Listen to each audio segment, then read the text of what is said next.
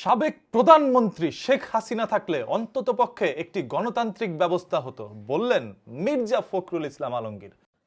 নৌকার যিনি কান্ডারি আমাদের সাবেক প্রধানমন্ত্রী হাসিনা, উনি আপনাদেরকে ফেলে ভারত চলে দিল্লি থেকে বসে আছে আর আমাদেরকে বিপদে ফেলে দিয়ে গেছে, তাই না?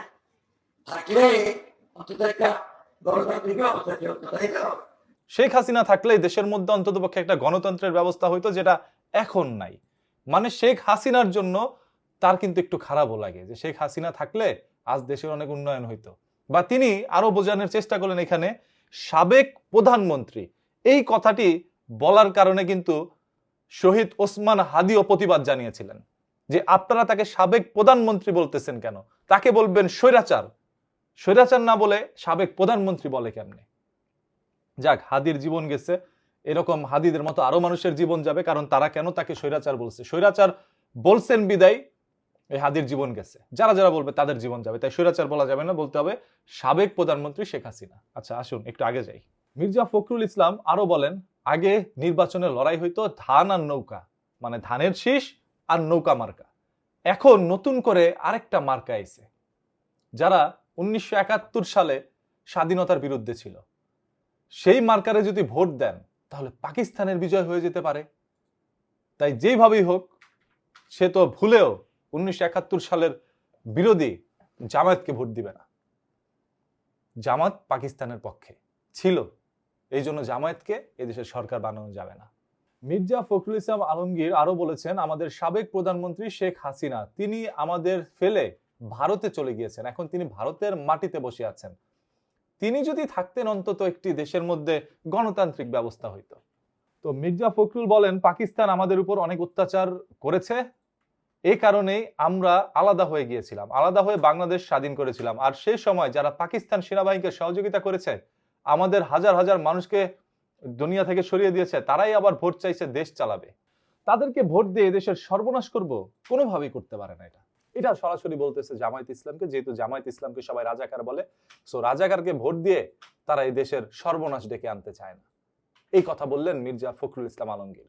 এখন জামাত যদি এদেশের শত্রু হয়, জামাত যদি 1971 সাল বিরোধী হয়, স্বাধীনতা বিরোধী হয়, তাহলে মানুষ কাকে ভোট দিবে? বিএনপিকে।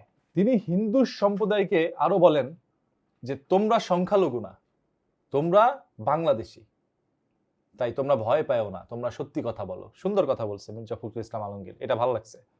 যে এই দেশের মধ্যে কেউ সংখ্যালঘু নাই। কে ভাই সংখ্যালঘু?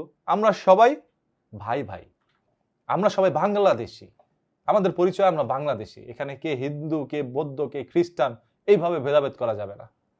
যখন কে জিগায় আপনার দেশ কই, তখন বলেন বাংলাদেশ, সেইটাই পরিচয়। মির্জা ফখরুল ইসলাম বলেছেন আমরা 1971 সালকে সব সময় মাথায় তুলে রাখতে চাই, কারণ সেটাতে আমাদের অস্তিত্ব, বাংলাদেশের অস্তিত্ব। তাই 71-এর বিরুদ্ধে যে যাবে তাদেরকে কখনোই সায় দেওয়া যাবে না, তাদেরকে নির্বাচিত করে সর্বনাশ করা যাবে না।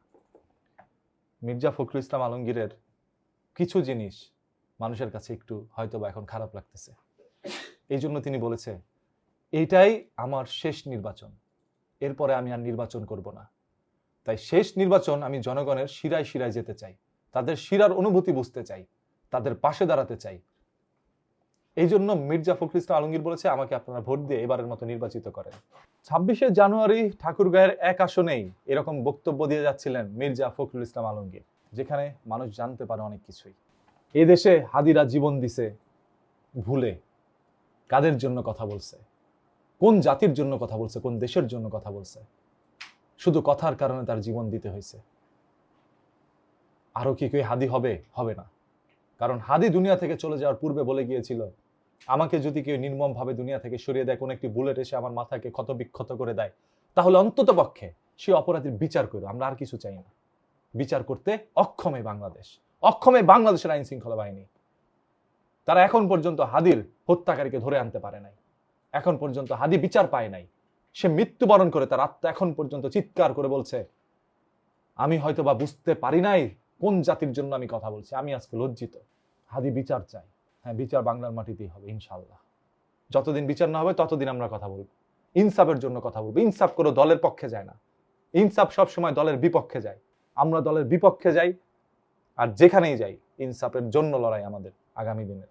এখন কথা হচ্ছে ভাই, আপনি যেই দলই করেন, আপনি কি সাবেক প্রধানমন্ত্রী বলবেন তাকে, নাকি স্বৈরাচার সরকার বলবেন, সেটা আপনি একটু মতামত জানান। দেখতে চাই আপনার মূল্যবান মতামত।